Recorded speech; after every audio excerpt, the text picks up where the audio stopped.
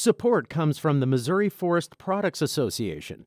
Missouri produces wood pallets, railroad ties, white oak barrels, hardwood floors, and more. Details on the variety of products made in the state are at choosewood.com.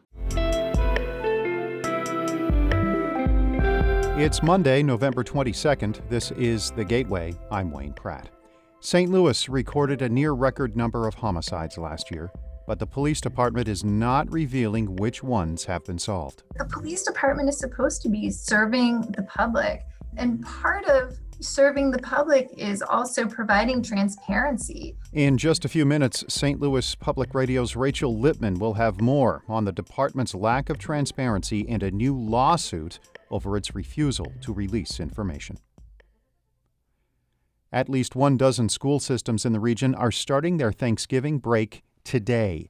As St. Louis Public Radio's Kate Grumke reports, the longer holiday period comes after months of high-stress pandemic learning. More than 70,000 students have an extended Thanksgiving break this year in the St. Louis region, from East St. Louis to Orchard Farm in St. Charles. Districts are hoping the days off will give students and staff time to de-stress. But University City Superintendent Sharonica Hardin-Bartley says she struggled with the decision because this school year she was hoping to provide normalcy in how school operates. Parents need that. They need that consistency for work. There's childcare that they're navigating. And when we are not in school, those are stressors that we're adding to our families. So that's why it was difficult. Some districts are working with faith-based organizations to provide childcare. I'm Kate Grumke, St. Louis Public Radio. Illinois Governor J.B. Pritzker's top education deputies want to turn down the pressure on the state's current high-stakes test regimen in public schools. State Superintendent Carmen Ayala says schools would have to administer shorter standardized tests 3 times per year to achieve that goal. Ayala says Illinois' current testing system is not yielding good results for students and teachers in classrooms or school administrators who rely on the information to focus on improvement. It's too long. It's too stressful for our students, and it does not give the data that we need until months later. Ayala says some affluent school districts are already spending money to administer more frequent testing with quicker feedback. Municipalities and Ameren, Missouri are expanding the availability of electric vehicle charging stations throughout the state. St. Louis Public Radio's Chad Davis reports. Ameren, Missouri plans to distribute $5 million in incentives to encourage business owners to invest in electric vehicle charging stations. The company will reimburse businesses up to half of the cost of installing chargers. Brentwood Mayor David Dimmitt says the city has installed electric charging units outside of its recreation center earlier this year.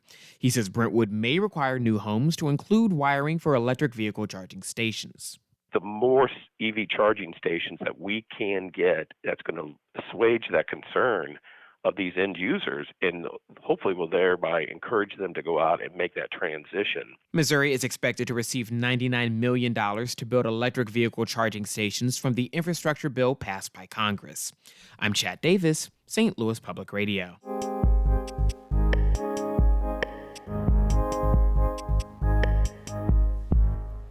The St. Louis Metropolitan Police Department is being sued for refusing to provide public records. That lawsuit was filed yesterday. It seeks data that would help APM Reports and St. Louis Public Radio determine how good the department is at solving homicides.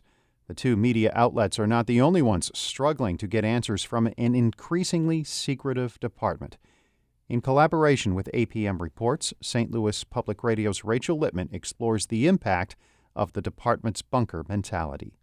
Erica Jones remembers her oldest daughter, Whitney Brown, as a giver. She was just one of those genuine, lovable type of kids that she would help anybody out. She was just my ray of sun. In the summer of 2015, Whitney seemed poised for success. She was taking nursing classes, working 2 jobs, and raising her 5-year-old son. So everything was just like a turning point, and then I felt like I was hit by a truck. On August 13th, 2015, Whitney was killed in a drive-by shooting in the Walnut Park West neighborhood. She was 24. No one has been arrested for her death. Every month, Jones calls the detectives assigned to her daughter's case, looking for updates. For 6 years, she says, the response has been the same. He's on vacation, family member's sick, he's not here, he's in the field, we'll call you back, just excuse after excuse after excuse after excuse. The department said in a written statement that its detectives are expected to respond to family members in a, quote, timely fashion, but several families said that isn't always the case. Whitney Brown's killing points to overlapping issues within the police department. Among large cities, St. Louis has the highest homicide rate in the nation, but its clearance rate, which is the number of killings solved versus total homicides in a year, is well below the national average. Getting more people to cooperate would help detectives make more arrests, says Michigan State University criminologist David Carter. He advises police departments on ways they can solve more homicides. Cities that have low clearance rates have poor relationships with the community, and high clearance rates, they've got good relationships. But, Carter adds, transparency is critical to community support. And at a time when many police departments across the country are taking steps to be more transparent, the SLMPD has gone in the opposite direction. Rachel Smith watched it happen from the circuit attorney's office, where she spent 27 years. She says the department got more secretive after the 2014 police shooting of Michael Brown. When you're worried about your reputation in the community and you don't know where to turn, one of the easiest things to do is to guard closely things that can be manipulated and used against you. Smith prosecuted hundreds of homicide cases before she left the circuit attorney's office last year to start her own firm. She says every murder conviction required witness participation. When it comes to solving homicides, getting people to tell police what they know is a critical first step. But some families say the department is not using the information they provide. 25% could be person down. On March 5th, 2018, police were called to an industrial area north of Interstate 70. There they found the body of 26-year-old Mario Fox. He'd been shot to death. No one's been arrested for his killing, something that was true for about half of the 186 homicides that year. From the beginning, Mario's mother, Monthony Miller-Jones, was eager to help the SLMPD find the people who murdered her son. But she says the department never took her tips seriously, whether she called or sent them by email. I don't think they're doing enough. I don't think they care. I've given him over 20 witnesses, and still after all of that and the phone records, it's like it's not enough. We were curious how the department responded to Miller-Jones's emails, so we asked for a copy. All we got were 2 pages of black ink. The department redacted everything, saying the emails were investigative records that couldn't be made public. It was not the only time the department withheld information. St. Louis Public Radio and APM Reports wanted to know more about which homicides the department was solving. So we asked for basic details like the victim's name and race, where the crime was committed, and whether an arrest had been made. The department said it keeps a database that includes whether a case has been cleared, but it called clearance status a closed record and refused to release that information.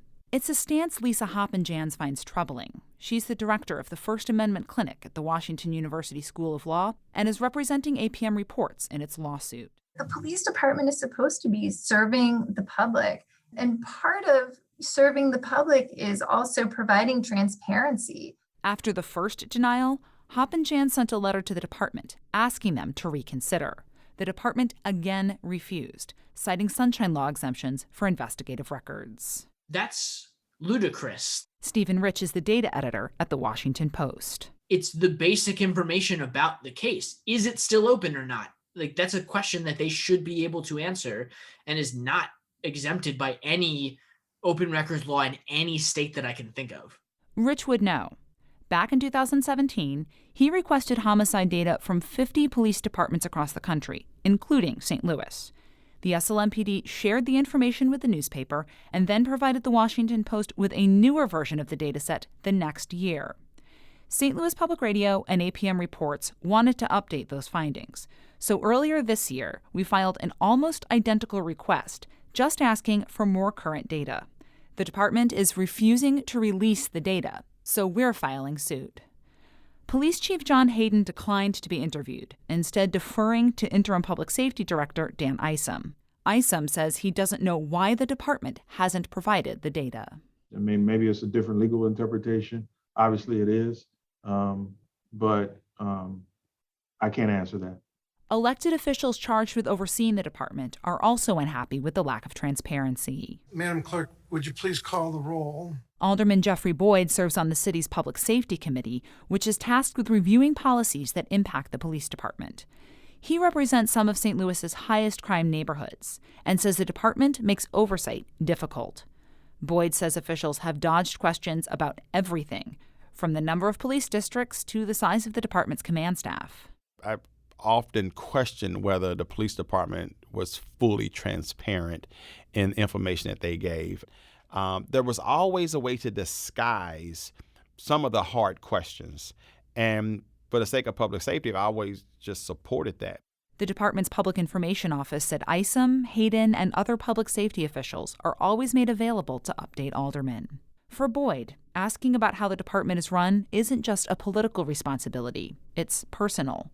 Police are still searching for who killed his 23-year-old nephew in 2015. Boyd has had to step in when family members can't reach the detectives. It's not like the detectives are just trying not to call back, but just imagine if we had 200 homicides that year, how many family members are calling to try to get an update on what's going on. Most families in St. Louis don't have political connections. Instead, they're left waiting and wondering when, or if, the SLMPD will call. I'm Rachel Lippman, St. Louis Public Radio. That story was edited and produced in collaboration with APM Reports. Our Maria Altman was one of the editors involved. Shula Newman is the executive editor of St. Louis Public Radio, a listener-supported service of the University of Missouri-St. Louis. Music by Ryan McNeely of Adult Fur. I'm Wayne Pratt. This has been The Gateway.